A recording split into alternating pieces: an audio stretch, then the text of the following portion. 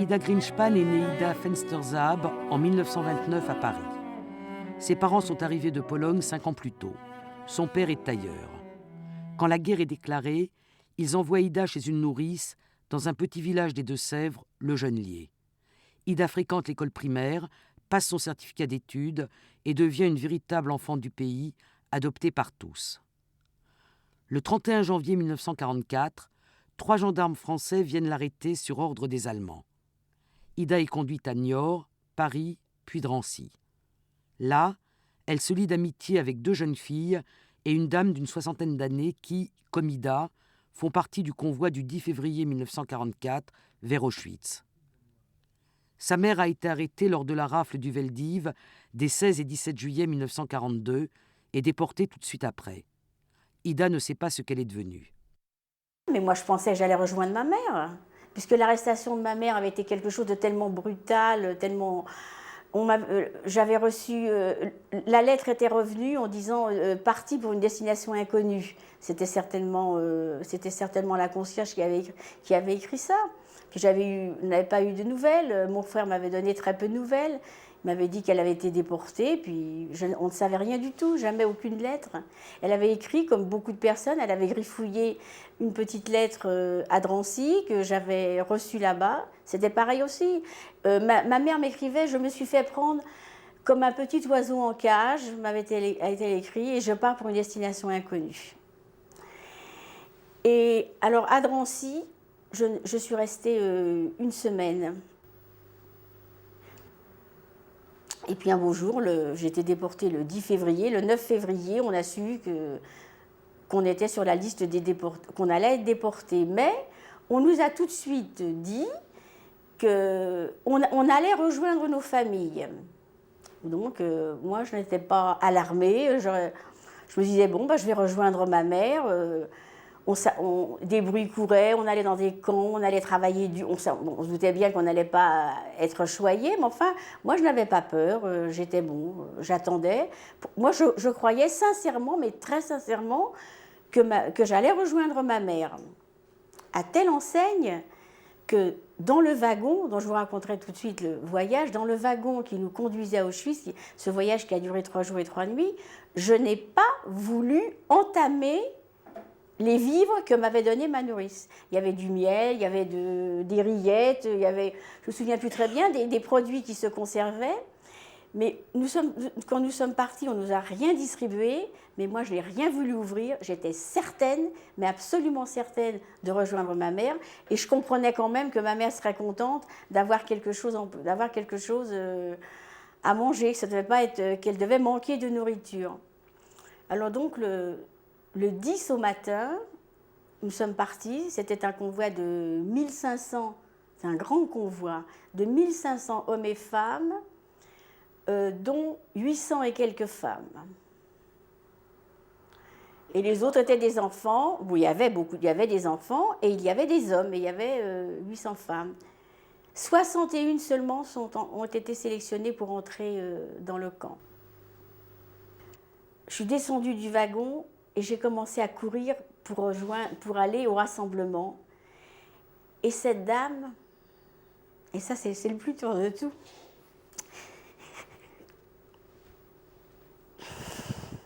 elle m'a appelée et elle m'a dit « Ida, attends-moi ». Et je n'ai pas voulu l'attendre. J'ai suivi ces 2 jeunes filles. Je ne sais pas pourquoi je n'ai pas voulu l'attendre. À l'époque, je ne pouvais pas, et c'était impossible que je comprenne ou que je sache pourquoi je n'ai pas voulu l'attendre. Mais j'ai pas voulu, j'ai voulu aller avec ces jeunes filles. J'ai voulu me retrouver avec des personnes jeunes. Je ne sais pas si c'est un instinct de conservation, je ne pense pas, c'est un 6e sens, c'est tout ce que vous voulez, mais moi c'est quelque chose qui m'a travaillé, qui me travaille encore. Bon, j'y peux rien. Je dirais pas, j'ai un sentiment de culpabilité, mais j'ai de la peine. Mais ça vous a sauvé la vie. Voilà, exactement. Et c'est cet instinct qui m'a sauvé la vie. Et moi, ça me fait de la peine quand j'y pense. Et quand nous avons donc marché d'un pas très rapide pour arriver en tête du train. En tête du train, il n'y avait que 2 ou 3 personnes qui étaient là.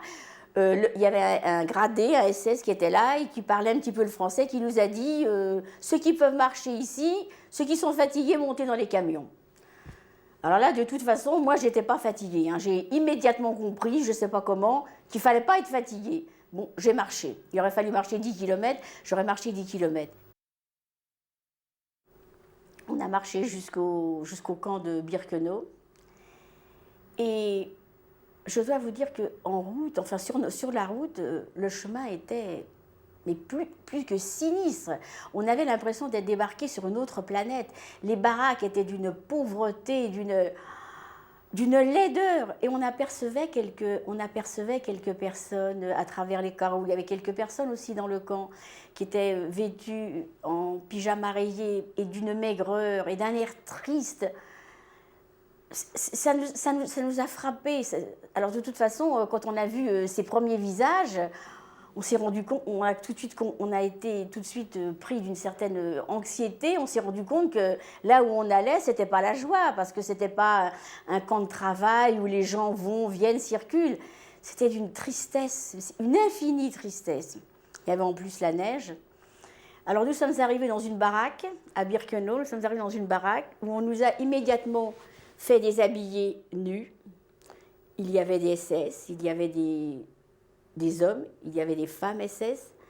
Ben vous savez, commencer à se déshabiller nu, ça peut paraître, comment dirais-je, c'est pas grand-chose peut-être, mais pour nous, c'était quelque chose de terrible. Pour moi, personnellement, ça m'a beaucoup choquée, ça m'a humiliée, petite jeune fille, ça m'a vraiment choquée. Ça m'a vraiment choquée, je savais pas quoi faire de mes mains, je savais pas où me mettre. Alors on nous a déshabillés nus et on nous a tondu des pieds à la tête. Et on nous a tatoués. Hein, je vais vous montrer. Je n'arrive pas à déboutonner. J'aurais pu déboutonner. Aïe, aïe, aïe. Voilà, ça y est. Alors, on nous a tatoués. C'était la série des 75 000. J'ai 75 360 qui correspondait à la date d'arrivée. Tout le monde avait les numéros à la suite et ça commençait par... Alors, le triangle représente la moitié de l'étoile juive, de l'étoile de David, hein, le petit triangle. Les femmes non juives qui étaient au camp n'avaient pas du tout ce petit triangle. Donc on nous a tatoués. Et je me suis beaucoup inquiétée parce que l'encre s'est mélangée et je n'avais pas eu le temps de lire mon numéro. J'ai compris qu'il fallait retenir ce numéro. Et j'ai demandé à quelqu'un, je me suis inquiétée, j'ai demandé à quelqu'un, je dis mais c'est embêtant, mon numéro est tout barbouillé, il est tout effacé, et puis je ne sais même pas quel numéro que c'est. Et une femme m'a dit, t'inquiète pas, ton numéro il est bien marqué, il n'est pas prêt de s'effacer. Alors j'ai regardé, j'ai vu le numéro que j'avais. Pour avoir un petit peu d'eau, il fallait aller beaucoup plus loin, dans un endroit qu'on appelait le washroom, qui étaient les lavabos. Là, c'était des robinets comme dans les petites écoles, vous savez, où plein de robinets alignés les uns contre les autres, où coulait un mince filet d'eau, et encore pas tout le temps. Et surtout, je dois vous dire que ces lavabos n'étaient pas accessibles, parce qu'il y avait les Ukrainiennes, il y avait les Russes, qui étaient des femmes qui étaient taillées à coups de serpe, qui étaient costauds comme tout. Elles étaient là, elles venaient là pour se laver après le travail. Nous, c'était impossible d'accéder à l'eau. On ne pouvait pas accéder. Vous pouvez accéder à n'importe quel moment de la journée? Non, on ne pouvait pas, mais nous, on risquait d'y aller après le couvre-feu, comme je vous disais, là où c'est interdit, parce que c'était très important, il fallait se laver, il fallait rester propre. On nous avait bien dit que le moindre bouton... On attrapait la gale aussi. On nous avait dit que le moindre bouton était fatal. À la sélection, on regardait tout le corps, la maigreur et surtout les boutons. Alors c'était primordial, on nous avait bien expliqué, lavez-vous, essayez de trouver de l'eau, il faut se laver. Puis de toute façon, nous nous sommes rendus compte que tant qu'on se lave, c'est qu'on tient et on a la volonté de vivre. Et quand on se laisse aller, on se la fuit et qu'on se laisse aller, c'est dramatique. On a vu pas mal de femmes se laisser mourir uniquement parce qu'elles n'avaient plus de force de lutter, elles étaient affaiblies, elles n'avaient pas la force de courir se laver, même pas la force de manger. C'était la faim. Alors les WC, vous en avez peut-être vu dans des photos de... Ça consistait, c'était un immense bloc en bois avec des trous en quinconce, et c'était toujours à ciel ouvert, hein. C'était dans un bloc, mais il n'y avait ni porte d'un côté ni porte de l'autre. Et nous allions aux tinettes, là, et nous allions au WC, toutes en chœur. Alors ça, je ne sais pas si vous pouvez imaginer ce que ça peut représenter, à quel point ça peut être... avilissant, dégradant, c'est quelque chose de terrible. Mais ça, il faut reconnaître que ça, c'est au début. Mais après, on veut vivre et après, ce sont des choses qui ne... Ce n'est pas qu'on n'y fait pas attention, mais disons qu'on s'adapte parce que l'être humain a une force incroyable de s'adapter. Et puis après, après, c'est plus ça qui nous choque. Ce qui compte pour nous, c'est de ne pas avoir la dysenterie, de ne pas avoir mal au ventre. Parce que c'était ça qui était terrible, on attrapait tout de suite la dysenterie, on n'avait pas les WC à notre portée, il fallait courir. C'était la hantise de c'était une hantise, cette dysenterie. Alors il fallait essayer d'échanger du pain contre un bout de charbon, des médicaments on n'en avait pas, mais enfin on arrivait. C'était le troc au camp, hein, c'était le troc. Il fallait choisir où manger, où se soigner. Alors quand on attrapait la dysenterie, on échangeait une ration de pain contre du charbon. C'était ça le bloc. La sélection, c'est quelque chose de terrible. La sélection, c'est quelque chose d'atroce. C'est un moment à vivre où on a une peur pas croyable. Parce que c'est encore le même scénario. Pour un oui, pour un non, d'abord, il fallait se déshabiller. Mais là, pour la sélection, ça pouvait arriver à n'importe quel moment de la journée, en rentrant du travail, ça pouvait arriver aussitôt après le couvre-feu, ça pouvait arriver dans la nuit. Ils n'avaient pas d'heure pour la sélection. Alors on réveillait brusquement tout le monde se déshabillait, et ils étaient 2 ou 3 à vous regarder dans tous les sens. Et ce qu'il y avait de dramatique, c'est qu'on ne savait jamais si on était du bon côté. Parce que généralement, c'était quand même les mieux portantes et on mettait à part les très maigres, c'est qu'il y avait des boutons. Mais il y a des fois où on ne pouvait pas savoir qu'on était du bon côté parce qu'on ne savait jamais si c'était bien qu'on ait relevé votre numéro ou qu'on n'ait pas relevé votre numéro. C'était ça qui était atroce. Et de toute façon, on tremblait, on arrivait, la première des choses, on se pinçait les joues pour avoir un peu bonne mine, puis on se regardait. Quand je pense que maintenant, les femmes se disent « Oh là là, j'ai grossi », et bien là, c'était pas ça du tout. « Je suis pas trop maigre, t'es sûre, j'ai pas trop maigre ». On avait la hantise de maigrir parce que les maigres n'avaient pas le droit de vivre. Et on ne pouvait pas grossir, on n'avait aucune possibilité d'avoir un supplément, de prendre du poids. Mais personne n'a la même façon de maigrir. Il y en a parmi nous qui ont maigri d'une façon spectaculaire, et puis d'autres qui se sont maintenus. Mais voyez, on n'avait pas de glace, on n'avait que le regard des autres pour estimer. Mais les sélections ont été beaucoup plus fréquentes en 1942 et en 1943. Parce que justement, les Françaises que nous avons connues, que nous avons côtoyées à notre arrivée, nous ont raconté. Et après, elles se sont espacées. De toute façon, je peux vous dire que si je suis revenue, c'est parce que j'ai été 18 mois déportée, mais je ne vois pas du tout comment j'aurais pu tenir 2 ans et demi. Hein. Ça, ce sont vraiment des phénomènes. Hein. Tout à fait par hasard, j'ai su au camp que mon père avait été arrêté. Et ça a été quelque chose d'atroce, parce que quand j'ai entendu qu'il y avait eu le débarquement, je me suis dit, ça y est, maintenant, il ne risque plus rien, il y a le débarquement, c'est la fin pour la France, il est sauvé. Et j'ai rencontré, en allant aux toilettes, j'ai croisé un jeune homme dans le couloir de l'usine. On n'avait pas le droit de parler, bien sûr, à quelqu'un qui n'était pas de sa division. Parce que moi, j'étais dans une division où il n'y avait pas d'hommes, du reste. Et puis, je l'ai reconnu. Je n'ai pas reconnu tout de suite, mais au bout d'un certain temps, je me suis dit, si, je le connais, je le connais. Et j'ai demandé aux femmes qui travaillent avec les hommes, parce que la nuit, dans certaines divisions, les femmes étaient en contact, il y avait des presses et puis certaines machines, et il y avait des femmes qui... C'est comme ça qu'on avait surtout les nouvelles, c'est par les hommes qu'on les avait, parce qu'il y avait des hommes qui n'étaient pas juifs, qui recevaient des journaux et tout. Et alors donc la réponse m'a été faite, oui, effectivement c'est bien lui, il est là avec son père. Et il m'a donné rendez-vous, il m'a dit qu'il ne savait pas qui c'était, et il m'a donné rendez-vous le lendemain, pendant la pause, comme je vous ai expliqué.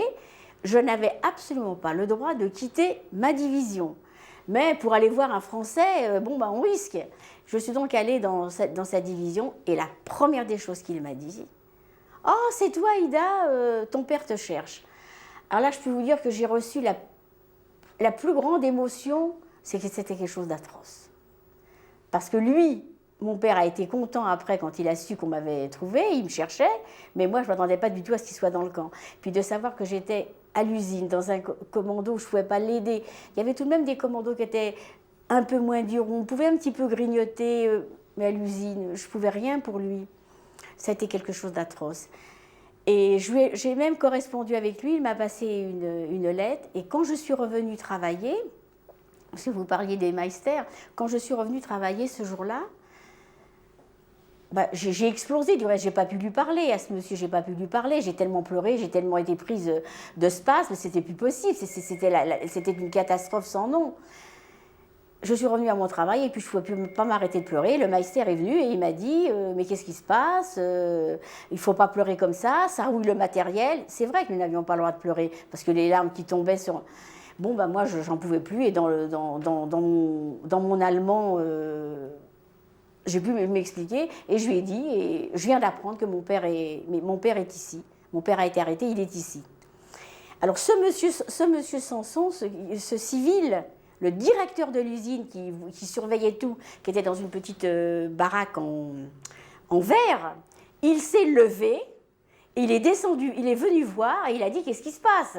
Pourquoi ? Qu'est-ce qui se passe ? Il a vu qu'il y avait le master. Alors le master lui a dit, elle pleure parce qu'elle a appris que son père est là, est arrêté. Et il a été très bien. Très bien. Il a dit, qu'elle m'apporte son numéro, moi j'essaierai de le faire rentrer à l'usine, elle verra son père. Ça ne pouvait pas être mieux. Ça n'a pas pu se faire. Mes visites avec ce monsieur ont été de plus en plus loin, et puis ça a traîné, mon père est rentré à l'infirmerie, et puis ça ne s'est pas fait. Mais pour moi, ça a été dur à gérer. Parce que je dois vous dire qu'à cette période de ma déportation, c'était en août, non, c'était déjà en octobre, j'étais déjà à Auschwitz. À cette période-là, croyez-moi que j'avais déjà compris et que j'avais perdu tout à fait l'espoir de retrouver ma mère. J'avais compris que ma mère n'avait pas pu, c'était impossible qu'elle supporte ça depuis le juillet 42. Alors pour ma mère, c'était fini, mais pour mon père, j'étais pleine d'espoir. Ça m'a vraiment, ça a été très très dur. Alors justement, les amies m'ont consolée comme elles ont pu, mais ça a été dur. Lui, au moins, a disparu en sachant que moi, j'étais vivante. Bon, c'est tout ce que je peux... Lui, au moins, il savait que j'étais rentrée dans le camp, que ça allait. Et après, j'ai pas su de quelle façon lui était... J'ai rien su. Et votre mère, vous n'avez rien su non plus. Je n'ai rien su. Le 18 janvier, en revenant du travail, on nous a distribué juste la ration de pain du soir et on nous a dit on s'en va. Évacuation. Emmenez une couverture sur vous. Je dois vous dire que la couverture, on ne l'a pas portée longtemps, c'était trop lourd. Hein, parce que les couvertures, c'était pas possible, on avait assez à se traîner. On aurait peut-être... moi, je me suis dit, on essayerait bien de se sauver, mais il fallait parler polonais. Hein. Et nous étions dans un pays hostile. Je pense qu'on nous aurait vite dénoncés. Il aurait fallu savoir que les Russes allaient arriver dans une semaine et arriver à tenir le coup et se planquer, mais ça, aucune de nous, autour de nous, personne ne l'a fait. Puis à part ça, nous avions aussi très peur. Nous avions très peur parce qu'on disait, des bruits couraient qu'avant de partir, ils allaient tout faire sauter. Alors vous savez, on ne pouvait pas être malin, on ne pouvait pas savoir où était la bonne sortie. Alors nous sommes donc partis le soir et nous avons marché dans la neige pendant plusieurs jours, plus de 3 jours. Et malheureusement, cette fois-ci, j'avais des chaussures épouvantables. J'avais des petites chaussures non seulement très fines, mais j'avais des chaussures trop petites, que je n'avais pas pu me débrouiller, je n'avais pas pu la changer pour des plus grandes. Et j'avais déjà très froid depuis quelques jours, j'étais très mal parce que quand on est serré dans des chaussures, on a encore plus froid. Et j'ai attaqué la route avec des chaussures trop petites. Enfin, nous avons marché 3 jours et 3 nuits. Alors là, je dois vous dire, l'exode, ça a été quelque chose d'horrible parce que on n'avait pas de force, on n'avait pas de nourriture du tout, on mangeait vraiment de la neige, c'est tout ce qu'on pouvait trouver. On dormait, on avait quelques heures de halte n'importe où, une fois dans une grange, une fois même par terre. Et énormément de femmes sont tombées sur les routes parce que dès qu'elles traînaient, elles étaient abattues tout de suite. Alors c'était tellement démoralisant, c'était tellement déprimant de voir ces colonnes qui marchaient et ces femmes qu'on abattait et on se disait si je ne tiens pas le coup, l'exode a été très très béni. Je ne sais pas comment on a pu tenir comme ça plusieurs jours sans nourriture. Nous sommes arrivés à Ravensbrück où tous les camps se repliaient sur Ravensbrück. Vous n'avez plus de place, vous avez dressé des tentes, une médaille n'importe où. Et là, à Ravensbrück, on n'allait pas travailler. On n'allait pas travailler, c'était pas organisé, ils étaient complètement dépassés. Mais moi, à Ravensbrück, j'étais déjà, je couvais déjà le typhus, j'avais la fièvre, et il y a beaucoup de choses dont je ne me souviens pas très bien. Je sais à peu près les dates et la durée, mais parce qu'au fur et à mesure, on a remémorisé, mais c'est quand même très très flou. Et là, ensuite, nous sommes arrivés à Neustadt, dans une espèce de grande, comme une grange. On est arrivé où tout le monde a dormi là. On a mis là tout le monde pour la première nuit. Moi, j'ai déliré toute la nuit. Et le lendemain, une de mes amies m'a emmenée au Révire et le typhus était déjà déclaré. Et là, j'ai eu un typhus qui a duré très longtemps, qui a été très fort, très fort. J'ai eu les doigts des pieds qui ont gelé, parce que j'avais des chaussures trop petites. C'était quelque chose de terrible. J'avais une masse les doigts, c'était plus qu'une masse sanguinolente. Et là, j'ai eu la plus grande chance de toute ma captivité. Il y avait une infirmière qui s'appelait Wanda, une Polonaise, qui était très jolie. Je me la rappelle avec un très beau visage. Et j'étais toute jeune, j'avais à ce moment-là 15 ans. Elle s'était prise d'affection pour moi, de sympathie. Et en plus, moi, quand je travaillais à l'usine, j'étais à côté d'une Polonaise. Alors, elle m'apprenait des mots polonais. Puis j'ai toujours aimé apprendre les mots. Puis on avait besoin. Et je pense que uniquement parce que je parlais polonais, que je pouvais lui répondre, une sympathie, une amitié est née. Et elle a été absolument extraordinaire. Elle m'a donné vraiment les soins qu'il fallait. Pour les pieds gelés, elle me donnait tous les matins, dans une bassine, des bains tièdes d'eau avec du permanganate de potasse. Et après, elle m'embandageait avec les moyens du bord, c'est-à-dire des pansements en papier. Et puis, je n'avais pas d'appétit. Après le typhus, je ne pouvais rien manger du tout. Je n'arrivais pas à avaler ce pain à la sciure de bois. C'était pas possible. Alors comme elle se faisait une petite soupe, parce qu'elle était tout de même un peu privilégiée, hein, elle était privilégiée l'infirmière, alors elle venait avec son pot de soupe à elle, et elle venait me donner à manger, et elle venait me donner des cuillères comme un enfant, et elle me disait, tu sais, il faut que tu manges, si tu veux revenir en liberté, si tu veux revoir la maison, il faut manger. Le camp de Neustadt est libéré le 2 mai 1945. Ida est soignée par les soviétiques et rapatriée en avion. Elle rentre seule. Sa mère et son père sont morts à Auschwitz. Après une convalescence de 14 mois en Suisse, Ida revient à Paris et commence à travailler dans la confection. Elle se marie, prenant le nom d'Ida Greenspan, et donne naissance à une fille. En 1988, Ida accompagne pour la première fois un voyage de lycéen à Auschwitz et depuis ne cesse de témoigner devant des jeunes. En 2002, avec Poirot Delpech, Ida Greenspan publie « J'ai pas pleuré », le récit de sa déportation.